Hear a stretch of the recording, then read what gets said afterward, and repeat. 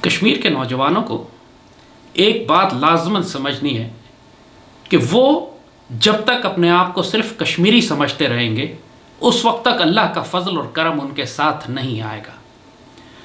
آج پوری مسلمان ملت تکلیف میں ہے۔ جو ظلم فلسطین کے مسلمانوں کے ساتھ اتنے ہی عرصے سے ہو رہے ہیں جتنے عرصے سے کشمیر میں، پھر شام، عراق، یمن، پوری مسلم دنیا تکلیف میں ہے۔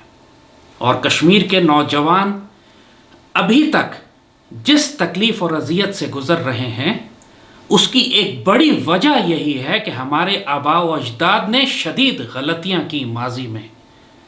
ہندوستان پر ہم نے 1000 سال حکومت کی تو وہ کیا ظلم ہوا ہمارے اوپر، ہم نے اپنی جانوں پر کیا ظلم کر دیا کہ اللہ تعالیٰ نے ہم سے وہ حکومت لے کر ہم کو انگریزوں کی اور بعد میں ہندوستان کے مسلمانوں کو ہندوؤں کی غلامی میں ڈال دیا۔ یہ جو تحریک آزادی ہوتی ہے نا، آپ اس وقت تک آزادی حاصل نہیں کر سکتے جب تک یہ نہ سمجھیں کہ ہم نے اپنی آزادی گم کیسے کی۔ آزادی گم کرنے کے بھی کوئی اسباب ہوتے ہیں۔ علامہ اقبال نے یہی نصیحت پھر اس مسلمان ملت کو کی تھی کہ جب تک تم اپنے آپ کو قومیتوں اور لسانیتوں میں تقسیم رکھو گے تم بکھرے چلے جاؤ گے۔ تو ابھی راہ گزر میں ہے، قید مقام سے گزر، مصر و حجاز سے گزر، فارس و شام سے گزر۔ تم مسلمان ملت کا حصہ ہو، پیوستہ رہ شجر سے امید بہار رکھ۔ آج مسلمان ملت ذلیل کیوں ہو رہی ہے؟ جب تک کہ یہ اسباب نہیں سمجھو گے آزادی نہیں حاصل کر سکو گے۔ عربوں نے ترکوں کے خلاف بغاوت کی، حالانکہ ترک مسلمان تھے، خلافت اسلامیہ کو تباہ کرنے میں خود عرب مسلمانوں کا ہاتھ تھا۔ اسی طرح آج مسلمان ملت آپس میں دست و گریبان ہے، عرب ترکوں کے ساتھ، ترک ایرانیوں کے ساتھ، ایرانی پاکستان کے خلاف۔ آج پوری مسلمان دنیا قومیتوں میں تقسیم ہو کر رہ گئی، اور یہ قومیتیں محدود سے محدود تر ہوتی جا رہی ہیں۔ یعنی پہلے اپنے آپ کو یہ پاکستانی، ترک اور ایرانی اور عرب کہتے تھے، اب پاکستان کے اندر رہتے ہوئے سندھی، بلوچی، پٹھان، مہاجر اور کشمیری کہنے لگے ہیں۔ یہ وہ عذاب تھے جن کی وجہ سے اللہ نے ہم کو غلامی میں مبتلا کیا تھا۔ اگر اسی عذاب میں آج بھی مبتلا رہو گے تو پھر آزادی بھول جاؤ، کفار کے ہاتھوں ذلت و رسوائی ہوگی تمہیں۔ جب خلافت اسلامیہ کو تباہ کیا، اس خلافت عثمانیہ کو جب عربوں نے تباہ کیا تو اقبال نے اس وقت بڑا دردناک شعر کہا تھا کہ ہاشمی بیچ رہا ہے آبرو دین مصطفیٰ، خاک و خون میں لٹ رہا ہے ترکمان سخت کوش۔ مسلمان جب بھی ذلیل ہوں گے دنیا میں کفار کے ہاتھوں، وجہ تلاش کرو پہلے، وہ یہی ہوگی کہ وہ بیچ رہا ہوگا آبرو دین مصطفیٰ۔ کشمیر کے مسلمانوں کے پاس کوئی آپشن اور نہیں ہے۔ کشمیر کے مسلمان، میرا خود خون کشمیری ہے، میری ماں کا تعلق مقبوضہ کشمیر سے ہے، میری بہو مقبوضہ کشمیر سے ہے، میری ساس مقبوضہ کشمیر سے ہے۔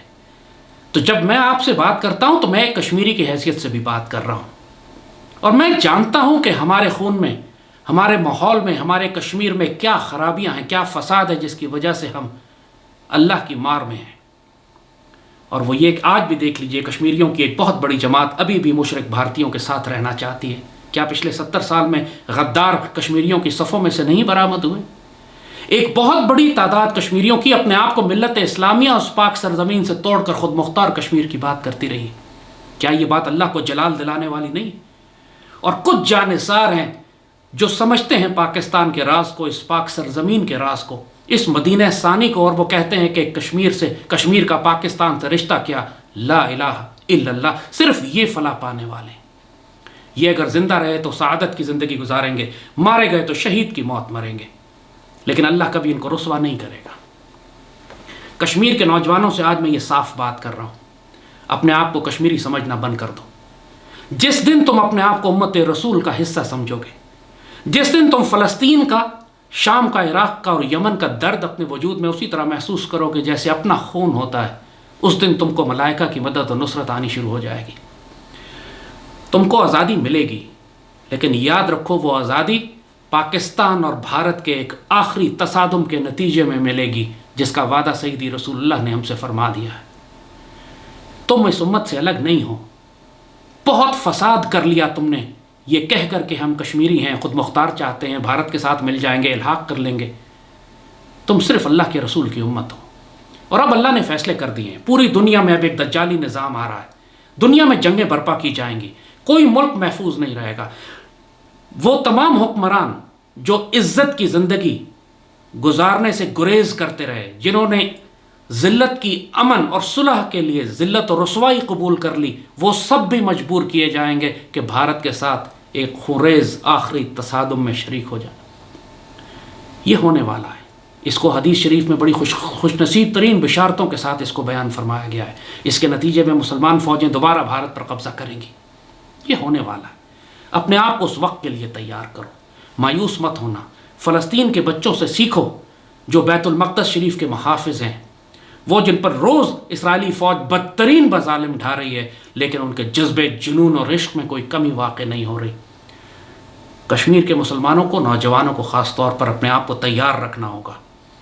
تحریک آزادی تم اندر سے بھڑکاؤ گے، اور جب تم واقعی اپنے خون کی قربانیاں دو گے، جب پوری دنیا تمہیں دیکھے گی کہ یہ نوجوان سرفروش جانباز اللہ کے رسول اور اسلام کے لیے اپنے آپ کو قربان کرنے پر آمادہ ہے اور اپنے آپ کو ملت کا حصہ سمجھتے ہیں، یاد رکھو پھر اللہ کا فضل اور کرم بھی تم پر آئے گا، اور ظاہر سے مسلمانوں کی مدد بھی.